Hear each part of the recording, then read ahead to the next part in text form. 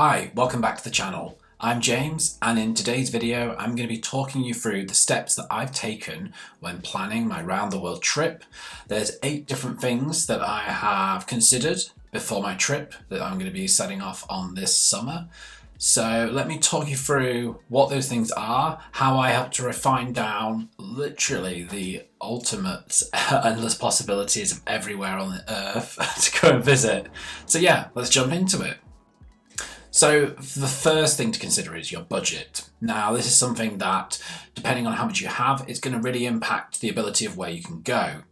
If your budget, for example, can allow you to travel for multiple months, then that's great. Or if you've kind of got a smaller budget and then you're looking at trying to get some work whilst you're traveling, then it might be that you actually have to start off in just one location. So knowing what your budget is up front is useful. It also means it helps refine the process you're going to go through in terms of looking at all the places you could visit. So then the second point is around the length of time you're able to travel. Again, it could be dependent. If you've got, for example, a break from work, which is a certain period of time, like 3 or 6 months, then that will obviously have an impact on where you're able to go around the world and how many places you're able to stop, potentially. For my trip, I've got 12 months that I've set myself. So I've looked at that length of time and all of the countries I'd like to visit, and then that's what's helped me make the next step in my plan. So I've already mentioned it. The third thing is, where do I want to visit? Now, this is a difficult question to answer unless you have a really clear bucket list of, I want to and I must visit these 4 or 5 countries. And so for some people, it can become overwhelming when you've got a choice of everywhere you could go. Because if you're anything like me, then you want to add everything into the list and then it becomes a bit crazy. So the way I've handled this is I kind of have a bucket list of a couple of countries that I've really wanted to go and see for such a long time, like New Zealand, Fiji, South America, all of the countries within South America really, like Chile, Brazil, Argentina. So they're all on the list. And so the way I kind of helped to figure this out was I looked at all of those countries and listed them out. And then I started to have a look at, okay, well, if I was to try and do all of these countries, how long does that give me in each country? So it kind of gave me a bit of an indication then of what's the quality of time going to be like in each country. Now, at the early stages of this plan, before you started to research any costs, it's just good to have those countries in a priority order. So if it doesn't work out, you're happy to drop some of those off the list. So the next thing that then I would look at is, like I've just mentioned there, what type of trip do you want? Are you having this as a bit of a dip your toe in the water into multiple countries? Which I think is probably kind of what my trip will end up being like. This stops, for example, like India, where I'll be there for a month, and Australia, and New Zealand, and America. And then there'll be other countries, like each of the countries in South America, where I'll be there for around 2 weeks. So there's nothing less than 2 weeks in one country, apart from Fiji. Which was the recommendation I got from other travellers. They said don't be in a country for less than 2 weeks because it takes a bit of time for you to get used to things. The other option though, rather than this, is you may want to just stay in one country for 2 or 3 months and then move to another country for 2 or 3 months. Obviously dependent on how long the visas allow, but that is another option, which is a lot slower of a journey and really deeply explore that country and become embedded in its culture. So that's the next, that was the thing that was, what was that? So yeah, that was the 4th one too. I've jumped ahead. That was the 5th one. The 4th one to consider is, are you a hot or cold person? Now this might sound like a crazy question, but I love the heat and I can't stand the cold. So at the moment in the UK, it's freezing. It's about 1 degree outside Celsius. And so a big part of my itinerary and planning was to ensure that I was going to be in warm countries or countries where it was warm for most of the year. Like, I don't want to spend my time in a really cold country or in countries when it's their winter. So a big part of my planning was to make sure that I was going to hit Australia and New Zealand around their summer. And so that then had an impact on what time I needed to leave the UK and then also what countries I would visit along the way. So it's worth considering that as well. One of the things I did is actually went and found out the average temperatures and rainfall by month in each of the capital cities of the countries I was going to visit. and I've took screenshots of those, put them on a Miro board or on like a whiteboard app, and then was able to move them around to go, it's probably better I go to that country and then that one, and see the different temperatures averaging out around the same, so it would be consistent. It also makes packing a lot easier if I'm going to be in countries where I need similar clothes, rather than one country needing coat, scarf, hat, the next country it's tropical weather. Once you've then got that list of those countries in some type of priority order, it's then time to start having a look at how much it costs to travel. So I'd recommend using Skyscanner just to give you some idea of what the flight cost might be. It might be that some of the flights on there don't include checked luggage if you do want to bring a suitcase, and also that the flight price could go up once you go through to the actual airline, but it gives you an indication, it gives you a baseline to be able to work things off. And like I said, I started to add onto each of the countries, I'll be there for 2 weeks, I'll be there for a month, I'll be there for 2 weeks, so then you can start to put together some rough dates of when you'd like to get some quotes for flights. And putting all this in a spreadsheet is my key recommendation. Now, I love a spreadsheet. I have worked for 14 years with spreadsheets, and there was a spreadsheet created immediately as soon as I decided I was going to go traveling. So in this spreadsheet, I had each country, I had the from destination, I had how many days, and then I also had the flight costs and what airline I was roughly looking at. Therefore, if you do have any air miles or any partner points, you can also see whether you can use those or transfer them around other airlines. The next thing then, once you've got your cost for each flight, is then to work out how much your other expenses are going to be, to try and see whether all of this marries up to your overall budget. So the next thing that I did is look at how much accommodation was going to cost. The biggest costs really when you're traveling is the actual flights themselves to countries and accommodation costs.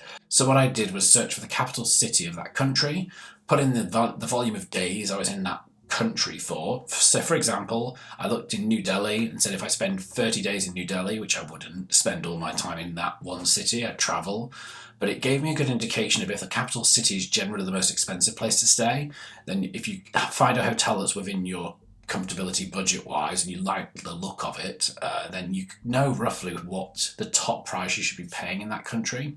And then from there, you then work out calculation of how much your meals and travel within the country and also expenses will be, or activities. So I work this out at 30% of the accommodation cost for travel. So let's say, for example, the hotel was £200, then that would mean it's £60 for travel internally, like tuk-tuks, taxis, etc. And then another 30% would be for meals. So again, that would be another £60. And then also another 30% for any kind of activities, like going to see any museums or entry fee. That would be another £60. So in that example I've given you there, if the hotel cost was £200, then actually with everything else, excluding flights, it would be £380 is your budget. So then you can also work out from that budget how many, divided by the days you're in that country. It gives you a cost per day as well. So it'll be interesting to see when I get back from this trip, or even if it'll be interesting to see in February next year, 2025, whether or not I've stuck to this budget or I've completely underestimated it or overestimated it in some cases. I'm actually quite intrigued to see. I will do another video for you guys in a year. And so after the budget, it then gives you a pretty clear snapshot. And so that really helped me. I found that with my plan being to visit 20 countries over the next year, it was a lot of information to try and process and figure out. So once I got all those countries down, had some rough idea of how long I'd spend in each country, worked out how much it cost to fly between, and then worked out how much I'd need to stay and to enjoy, it gave me a really clear idea to go, okay, that country has to leave or has to be taken out because it's just too expensive and it's throwing off ability to be able to enjoy other places. Or it was that potentially some flights didn't work the way I thought they might do. For example, I only wanted to use direct flights wherever possible because I didn't want to spend time doing stopovers when I was going to be visiting so many countries. I knew there would be a way logistically to get directly from A to B, and it also then has less of an impact on my ability to enjoy the places I'm in when I'm there. So the final point, number 8, is that this plan you have, you just throw it out the window. No, I'm joking. No, you don't throw it out the window.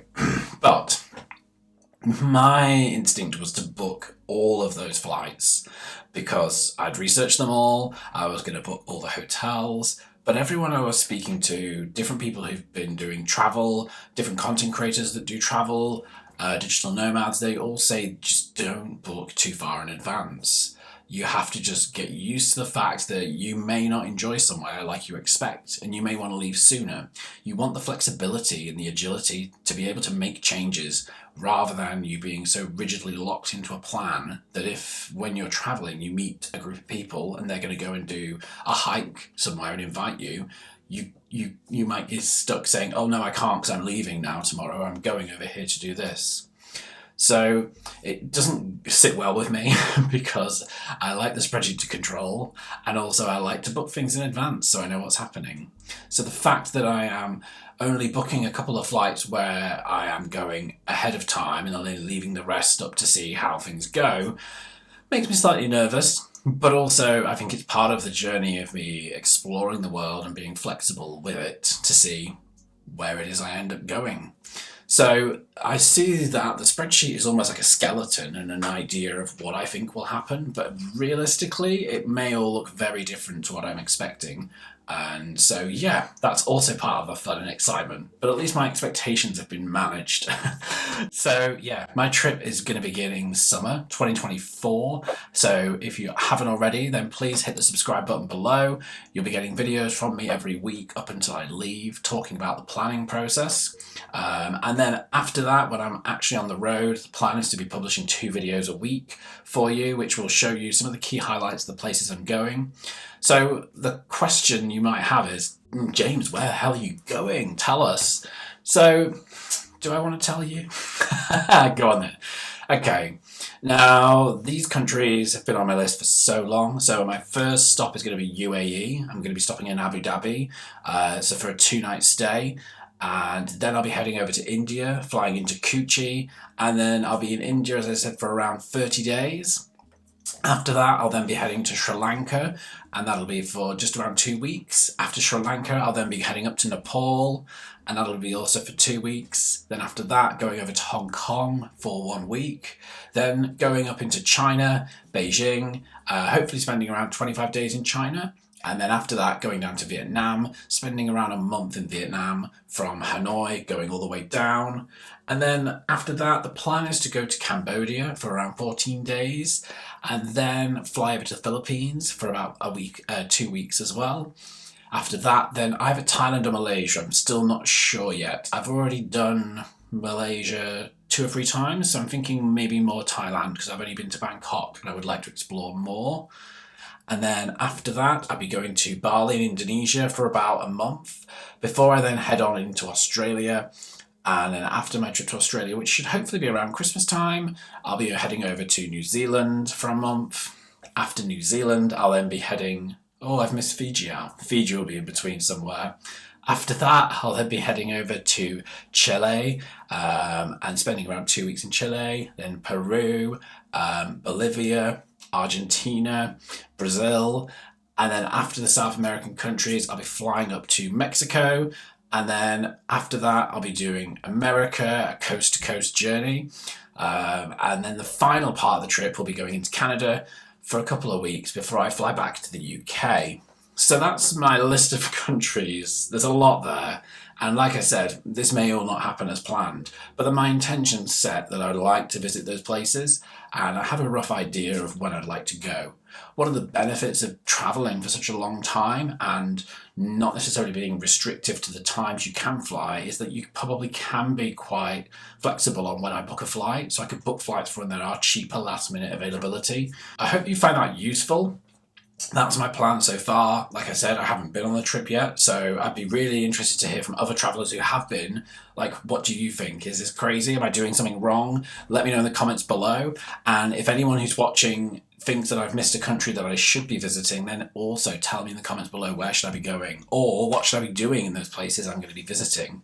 I've got a lot of research to do to figure out where I'm going to stay, what I'm going to do, and there's a whole other separate spreadsheet for the more detailed itinerary of each country. And maybe I'll talk you through that in another video if you'd like to see it.